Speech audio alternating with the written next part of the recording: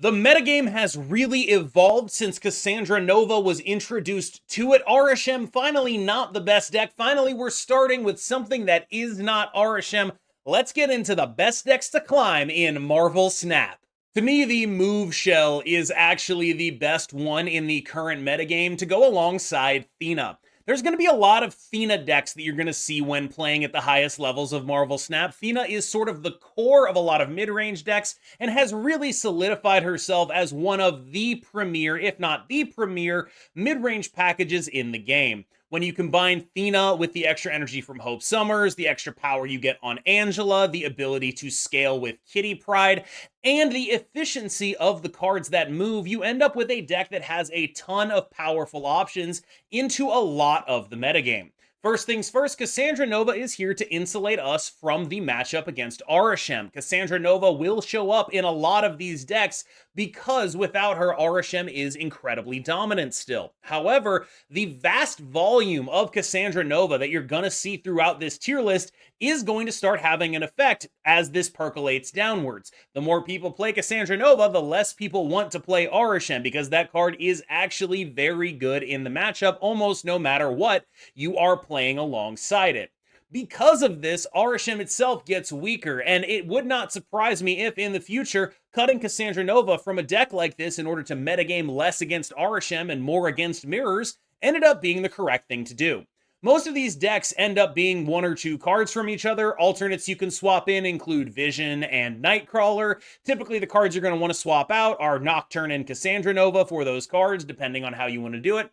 Pretty easy to understand what this deck is attempting to do. You are, of course, a Thena deck. You are going to want to keep an eye out for Shang-Chi. Make sure that Thena isn't growing too big too early, and make sure that it does not get Shang-Chi'd. The power that this deck brings to bear through all of the immense good stat sticks that it has, the ability to have so many cards that move makes it harder to Dr. Octopus profitably against, and of course having Cassandra Nova excellent into Arishem, but also just like a 3-7, 3-8, depending on how many things your opponent actually plays out if you play it on turn 3 in a normal matchup. And if you aren't playing it on turn 3, well, you're probably going to be fine because you have something better to do a lot of the time. Just a very solid, very powerful, straightforwardly strong mid-range deck. I think it is probably the best in the game right now. You can also play the same shell, but with the Darkhawk Mystique package in it. This deck is a little bit more anti-Arishem, and as I've mentioned, that has become a little bit less important. But if you're still seeing a ton of Arishem, this is a great option for you to really have a ton of insane cards in that matchup. Now, between Cassandra Nova, Darkhawk, and Mystique, you are going to be in a situation where you are beating the crap out of almost every Arishem you see. You will be able to do a bunch of completely bonkers stuff in that matchup, but by the same token, you will end up a little bit behind in matchups against the deck that we just talked about, which is a little bit better at beating these Thena mirrors and a little bit worse at beating Arishem. You can also try to middle it a little bit and try to really strip down the package, get Ravonna out of there, get Iron Man out of there, etc. And that allows you to have a deck that is a lot more, in terms of feel, similar to the first deck we talked about, and a lot less vulnerable to getting obliterated in terms of those matchups, but it is still fundamentally a little bit worse, I think, at being one of these decks than the Move build is. Last up on our lists of Thena decks, you can in fact still play the good old Mystique Mockingbird Sasquatch version. It's interesting because Thena decks used to have exactly one list. It was just a very cohesive list. There was this Ravonna stuff, you had Mysterio, you had Mockingbird, you had Sasquatch, you had all of it. But the introduction of Arishem meant that they had to specialize a little bit, and each one of them has been specializing. This one, you'll notice, is the one that is the absolute least teched against Arishem. If you wanted to tech it against Arishem, run Cassandra Nova over Mobius and Mobius. Totally acceptable. But what you'll also notice is that you have this incredibly powerful endgame that you're hoping to leverage in order to beat the other decks that we just talked about. A lot of the things that Thena decks have to weigh are, am I good into Arishem? And then if I am, how good am I into other Thena decks? My instinct is that the Move deck sort of splits this difference the most successfully to me. Now, if this has not percolated down to you yet, if your metagame is still full of Arishem, it is likely to be this list, maybe 1 or 2 cards off. I've seen people flexing the Rogue in and out, seeing what they can do. But mostly what's happening is this is still the stock Arishem list. You should be expecting snaps with Loki, snaps with Leech, snaps with Dr. Octopus, and a lot of the reason why I like having the movers in my deck is because they make Dr. Octopus a lot less of a guarantee for my opponent. Getting a turn 4 Dr. Octopus off is one of the main win conditions of a deck like this, and if you are not actually locking a lane with it, you can actually run into some real problems. I think the metagame has adjusted in a very meaningful way against this deck. You see a lot of move cards being played, a lot of Jeffs, a lot of Nocturnes, Nightcrawlers, Visions. You see Kitty Prydes running around. And I think more importantly than anything else, you see Cassandra Nova. One thing that you can do if you want to play a Cassandra Nova and try to be the Arishem deck that beats the other Arishem decks is swap the Rogue out for Cassandra Nova, and if you feel like it, you can try to get an Absorbing Man in there, not just to double up on your Cassandra Nova, not particularly likely to happen, but in case you run into a situation where doubling up on your tech card is something that your opponent won't expect. That's definitely a plausible way to try to approach Arishem, but right now I have found it much more profitable to be on the other side of this matchup. Once you get Cassandra Nova, Arishem just simply isn't scary anymore. It's not like they can't beat you, but it's not the same feeling. This deck is not equipped to deal with your opponent playing a 320. It just isn't. Darkhawk was a deck that it could reliably beat by running a ton of tech cards and then making sure that they had priority to blow up the Darkhawk before you could double it with Mystique. You could also do things like Blob and your own Mystique back when we were allowed to do that. Maybe even Arnim Zola your Blob to make the Darkhawk tiny. You can do a lot of stuff, but none of the stuff that is good against Darkhawk is as good against this new card, Cassandra Nova, because A, she costs 3, and B, most of these lists can't really fit Shadow King in. So you end up in a situation where Cassandra Nova is the best card against this deck, and a bunch of people right about now are picking her up for free and playing her a lot. One Arishem alt, again, you can play around with this one if you want to get your Cassandra Nova in there. I kind of think you probably should, but this one's a little bit harder to figure out what the cuts are because this is an Arishem build that is built to try to beat opposing Doc Ock Arishems. I no longer think that this build is the right read on the current metagame. It's a little bit 4 days ago as opposed to right now, because Cassandra Nova has pushed Arishem a little bit further down the totem pole. It is now a lot less important to be prepared to win Arishem mirrors, and a lot more important to be prepared to, beat the stuff that's trying to beat you. And so I no longer think that this is particularly the best list, but it does bear some special mention because it is a very clever deck building thing that's happening here, honestly, the inclusion of all these movers. And I think it also goes to show, again, just how much the metagame has truly tried to adapt to a Dr. Octopus heavy meta. Bounce lists are an interesting way of trying to combat the Thena decks, because one of the major things that is sort of static about Thena is they are fairly limited in terms of the points that they can put on the board, and they're also relatively limited in terms of where those points are. You are not really able to redistribute your points as well as a bounce deck when you are playing Thena. I mean, one example is your Thena is going to be in that lane. They know what's going to be there. You know what's happening there. This is my attempt at trying to middle the metagame a little bit, and it's not the only bounce deck we're going to talk about because it is a bit of a hybrid between a bounce deck and a mid-range deck. What you really see going on here is an attempt at being good enough against Thena while also not giving up the matchup against Arishem, which means that we are playing a fairly straightforward deck wherein Beast is probably the most important card. Beasting in your Cassandra Nova is completely busted, obviously. Imagine copying it too. Copying your Beast is also completely insane. Beasting your Falcon so you can reset stuff more, pretty damn good too. Beasting your White Widow, multiple White Widows on the board, pretty damn good too. There's a little bit of a Clog sub-theme in this deck with the Viper and the White Widow and the ability to recycle that stuff with Beast. You are also doing your typical bounce stuff of, multiple six power demons running around. Basically, the idea here is you want to have slightly more power than a Thena deck would, but you also don't want to give up the Arishem matchup, which is why we're still doing Cassandra Nova. It's why we're playing Ajax. It's why we have all of this additional beef in the deck. An alt on the previous is Darkhawk Bounce, which is doing many of the exact same things, just instead of the Ajax package, it's playing the Rocks package, and the upsides and downsides are fairly noticeable. Against Arishem, Darkhawk is better, but most decks right now are not really Arishem decks. The other upside that this deck has is the ability to use its setup proactively. So with Ajax, a lot of the time you're playing Ajax on 5, and then you're doing your hazmat stuff, which is very, very scary, don't get me wrong.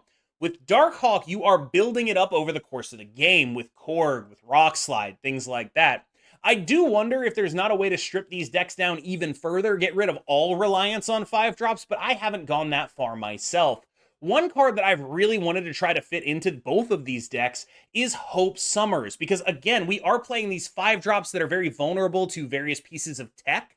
I kind of want to have some extra energy, as weird as that may sound, even in a deck like this. I do worry that maybe it won't really match up with how this deck wants to play on turns 3, 4, and 5, but it is something that occurred to me as something that might be worth trying to investigate. So one thing you may have noticed over the course of this video so far is that there are a lot less of the Arishem decks and a lot more Thena and Bounce decks. And that means that Sandman is really good again.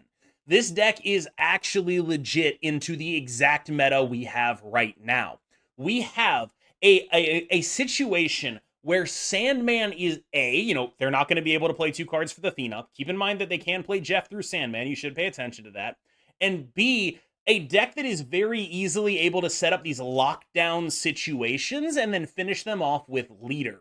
I think this deck is legitimately pretty good into almost every deck we've talked about thus far, except potentially Arishem. This deck does require Cassandra Nova, or that Arishem matchup is 100% unwinnable. Arishem is going to beat the crap out of you at playing ahead of curve if you are going to try to be a Sandman deck. They are just going to be better at it than you. You need Cassandra Nova to make that matchup even halfway palatable. It is otherwise completely awful. Other than that, I think this deck has a legit shot in the current metagame. It is good into the Thena decks. It is good into the Bounce decks. One thing you will have to keep an eye on, though, is as it gets more popular, the Bounce and Thena decks are going to start realizing what you are. I have been playing into this deck, and once I realize what they're doing, it's actually a lot easier for a Bounce or Thena deck to set up a situation where Sandman just simply isn't going to be able to generate that game win that he normally can when combined with Dr. Doom, shout out to Robert Downey Jr., and Leader. Now, that's not to say that this is a bad deck, but it is a deck that is very of the moment, I would say. It's about this specific metagame and about the specific context of people mostly not being prepared for it. One of the major strengths of a deck like this is it plays so many of the generic cards that people won't know what you're doing some of the time until you play the Sandman. It's not actually that easy to know what your opponent is doing when they're just playing like Jeffs and Nocturnes and White Widows until that Sandman hits you and you're like, oh, that's what it was the whole time. That's crazy. Silver Surfer is a perfectly acceptable deck list. There is nothing particularly wrong with it. It has a decent amount of points. It has some good points, and then you kind of, it's really just about the points. It's like a pretty fair points-based list. One deck this absolutely just beats the crap out of is, of course, it's going to beat the crap out of Sandman. And because you have Cassandra Nova Absorbing Man, there's a decent chance you beat the crap out of Arishem too. This is a perfectly playable, perfectly acceptable, perfectly cromulent deck list that if you are a fan of playing Silver Surfer, you will be able to get some decent mileage out of. But I do feel like we have reached the point on the tier list where we are now, like, it was really like, okay, there's the Thena decks, there's the Arishem decks, there's the Bounce decks, and then there's everything else. And that feels like where we're at right now. Silver Surfer is not a deck that I would recommend playing over any of the other stuff we talked about if you're really focused on winning. It is a deck that you can absolutely play and can absolutely have success with. Deck does points well. That's a real, actual upside. But downsides are like, okay, so our only tech is Killmonger now. Mobius is, you're not really hitting anything, so we're not running it. Copycat is actually quite good in a deck like this. There are some really good hits. I can't tell you how many times I've been 3 energy Doctor Doomed by my opponent's Copycat while playing Sandman, but mostly this deck is exactly par. This deck is exactly at par. There is nothing incredibly special about it. It is a fair, functional, mid-range deck that is gonna do mid-range deck stuff and just put points on the board and try to beat you with points, and that's pretty much it. Sersi Annie is in a bit of an awkward spot because it is so much worse at being a Cassandra Nova deck than the other decks on this list because it doesn't have any real ways to abuse it. One of the things you'll notice about the other Cassandra Nova decks is, with the exception of the Arishem deck, or not the Arishem deck, with the exception of the Sandman deck, the other Cassandra Nova decks are really usually doing something with it, whether that be, I don't know, let's play it alongside a Ravona and get some extra value out of that by discounting it a little bit, or, you know, with the Silver Surfer, let's play it alongside Absorbing Man and really invest in it and get a lot out of it, things like that.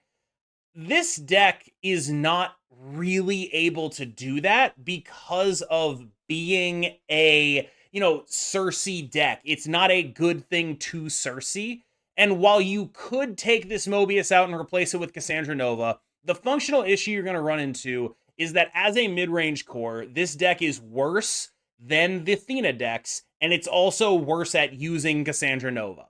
Whether or not that's the bounce stuff, getting double Cassandra Nova procs, copying it with Nico, like, you can do that in here. Again, I think it's probably fine to replace Mobius here, but it's just not as good of a fit. This ends up being sort of second fiddle. And one of the issues that I'd like to point out with a lot of deck building in Marvel Snap is people like playing, when people look at the metagame and like how it is shaped, and then say, I want to play the deck that is the best at filling this role right now. And there are many decks that are better than this deck at doing what this deck does. I would say this goes below all of the Thena decks right now. They are just simply better at doing points reliably than this deck is. I am not very high on Loki right now. I know a lot of people think of me as a bit of a Loki cultist, but I play Loki when it's very good, and I don't think this is a great meta for Loki right now. So why am I talking about it? Well, because we could be going into a metagame that is great for Loki right now. Cassandra Nova is taking up a lot of the slots that Mobius typically does because Arishem is more relevant to tech against.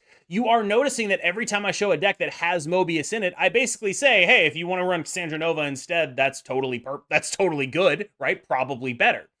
And that means that Loki has an opportunity. Another opportunity Loki has is the prevalence of the move deck. I think Loki is uniquely good into mid-range decks that just play a lot of good cards. The issue that it has is that as a Thena deck, it ends up a little bit worse than the other Thena decks a lot of the time. It doesn't have the Cassandra Nova, so it can't reliably beat Arishem the same way. And typically, if the Thena decks are able to get their Thenas down, start scaling early, they might not even be able to catch up once you play a Loki. This is not a great metagame for Loki to be in, but it is a perfectly acceptable playable deck. We've gone from metagames where it was very good to metagames where it was very bad. Loki has done a lot of work for me in the past. I've got nothing against the card. I think it's perfectly balanced at this point in time. Right now, I do think I would prefer playing any of the other Thena decks to Loki. Traditional Bounce is honestly pretty damn good. It gets a little bit overshadowed by the other builds of this, but honestly, it's totally fine. There is nothing wrong with this, and again, I'm showing you a list without Cassandra Nova. Feel free to put Cassandra Nova in here. Like, this is a beast deck. A lot of beast decks should be running Cassandra Nova if you had her. Part of what I've done on this tier list is try to make sure there were Cassandra Nova decks and non-Cassandra Nova decks as well. So because everyone hasn't completed Deadpool's Diner yet, it's a little bit of a tough challenge for me trying to figure out what exactly to get on here. But I do think that, like, if you don't have Cassandra Nova, this is perfectly acceptable. Whereas the other bounce decks, I do think are a little bit more predicated on having Cassandra Nova. The Darkhawk one is extremely predicated on it. The Ajax one is fairly predicated on it. Like, they rely on Cassandra Nova to shore up their weakness to Arishem in a way that this deck can really just try to be like, look, I'm just going to do points and try to beat you anyway. Obviously, it's good to have Cassandra Nova if you can, but it is much more acceptable to not have Cassandra Nova in this build of Bounce than in any of the other ones we've talked about. Now, this is a pretty straightforward deck. You are looking to play a lot of points.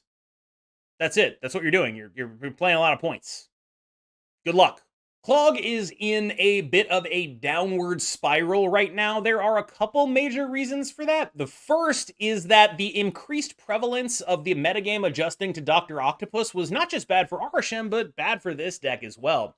Adjusting to Dr. Octopus is very bad for a deck that is even more reliant on it than Arishem is. If Arishem can't Dr. Octopus, well, they still have that extra energy. If this deck can't profitably Dr. Octopus because your opponent is playing Kitty Pryde and Vision and Nightcrawler and every other card that moves and prevents Dr. Octopus from actually clogging up a lane, it's in a ton of trouble. And so the mill archetype, or I guess not the mill archetype, that's the next one we're going to look at. I guess we'll call it the magic Doc Ock archetype, because that's what I think the archetype is really about. There's all this other stuff that's like kind of tangential to it, but really what's happening is magic Doc Ock. And fundamentally, the issue is a lot of people are really good into Doc Ock right now because of the amount of movers they're running, and Nocturne is one of those movers they're running, so it's kind of an issue for Magic as well. Not necessarily a dead archetype, but definitely one that the metagame has swung against in a meaningful way. If you want to play mill, you can. I'm not really sure how advisable it is to play Cassandra Nova in a deck that is milling people. I think I would say it's deeply inadvisable. But if you are desperate to play a mill deck, you kind of can. I don't know why you'd want to. I really don't. But this has decent stats on Untapped. It is okay. I think it is sort of far below everything else we've talked about so far, but it is perfectly acceptable. Like, you are going to be able to, with the addition of Copycat, legitimately deplete your opponents of resources. You are going to be able to activate your mill game plan in a reliable way. They're going to be out of cards. It's going to happen. The issue is you are still doing a bunch of weird stuff, and because this deck is so bad into Arishem, it has to run Cassandra Nova just so that matchup doesn't totally suck ass. This is a very bad deck into Arishem, and so it has to run this anti-synergy card. You're running Cassandra Nova in your Yondu Baron Zemo deck. It's ridiculous. It's just an issue of positioning, and I think if you're going this far to shore up your Arishem matchup, you will just be better off playing something else. I'm confused. It looks like some questionable. Yeah, I think it sucks. Was that not clear? We have hit the inadvisable tier. And I think a lot of that is due to the general power of things that are happening right now. It just makes it a little bit harder for these sort of what I would describe as legacy archetypes like Destroy, which have not gotten a lot of help recently. They have just been slipping and slipping and slipping and slipping. And as much as Destroy has remained borderline playable, which it still probably is, it has been slipping lower and lower and lower, and borderline playable just isn't the kind of thing that really cuts it at this point when people are playing things like Arishem, when these Thena decks are so refined and so strong and so consistent. It's just a little bit difficult for this deck to have any matchups that aren't terrible. It becomes a lot more about actually high rolling. You need your perfect draws. You need your giant Deadpools. You need to have that 7 energy on the final turn of the game. You need to be able to play your death, and even your like super incredible nut draws. You can just like randomly lose to a Sandman or something, right? It's just not great. Speaking of just not great, Pixie JaneJaw is a deck you can play and probably will have a medium amount of success with. I am a little higher on Pixie JaneJaw than I am on many of the other decks in this sort of tier, roughly grouped. But I do think that fundamentally its issues are very straightforward. They are that it is wildly inconsistent, and if it is not doing the thing that it does, it is almost totally unplayable. Now, the thing that it does is very strong, but this sort of locks you into snapping your functional hands, and there's kind of a lot of RNG in the deck. And when you snap your functional hands and say, oh, I'm gonna get lucky, well, sometimes you don't. And that makes this deck very volatile. This is a volatile deck that really encourages you to sort of double down into it. And there are certain people who really love that, who want to be playing that, who are very happy with that, but there are also those who are not. And I think the majority of people that watch me know that I am just not one of those kind of players.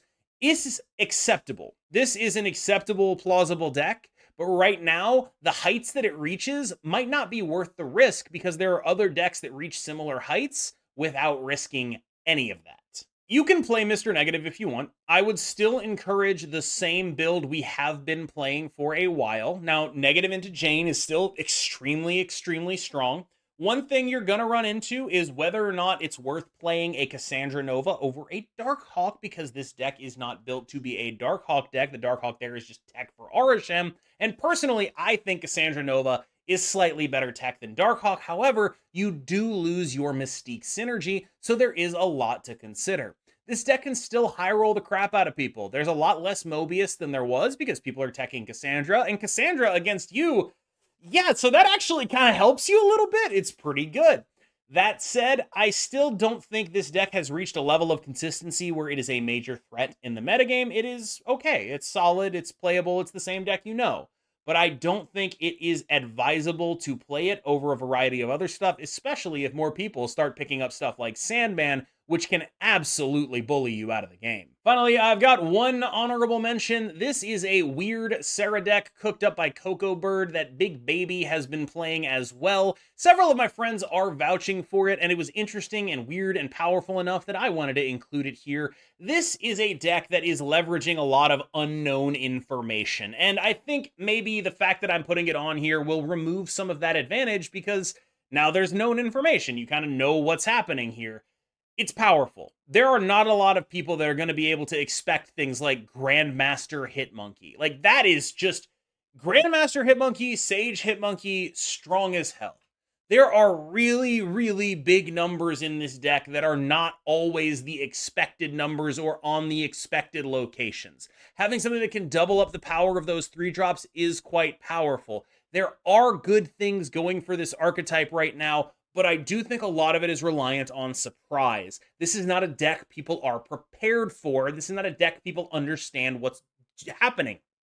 A lot of people, when you play this deck against them, will think that you are going to tech card them and will play as if you are tech carding them, and then you run them over with a lot of points. But I don't think this deck necessarily has legs once people aren't doing that. We will have to see. All right, y'all, thank you so much for making it through that video. I hope you are able to enjoy these decks, enjoy this archetype. The sort of striations, I think, have developed very heavily, where I think it's like Arishem and then the Bounce stuff and then the Thena stuff, and that's kind of what the top tier is right now. It's a little bit awkward, I think, because I do think, you know, the Bounce decks, the Thena decks, those are the better ones than the Arishem decks because they bully the Arishem decks. But it is still fairly limited, and I really would like to see a little bit of evolution to see what actually matches up well into this Thena stuff, or if we're just going to end up in another situation where a Thena deck is the best deck, but it's just instead of being one defined Thena deck, it ends up being 4 different ones, each with a different sort of sub-package in them, whether that be the Move sub-package, the Mockingbird sub-package, the Darkhawk sub-package, what have you. Now, there are a lot of things you can do, but I do think that you are fairly, if you want to play the best decks in the game, I think those are going to be your options. That first group of decks we talked about, the Thena decks, the Arishem decks, and then the Bounce decks with Werewolf and Cassandra Move-A. Now, that is not the most diverse metagame, in my opinion, and I do hope that we see some movement on it in the future. However, I will say I am pretty overjoyed that Arishem really is actually being dealt with in a meaningful way, and that is something that I can't be anything but happy about. As always, I have been KMBest. If you enjoyed this, remember to like and subscribe. Leave a comment, actually, as well. I still read every comment on all of my videos, as much as I probably should not do that for the sake of my own mental health. Thank you so much. I'll see you in the next one. You have been phenomenal.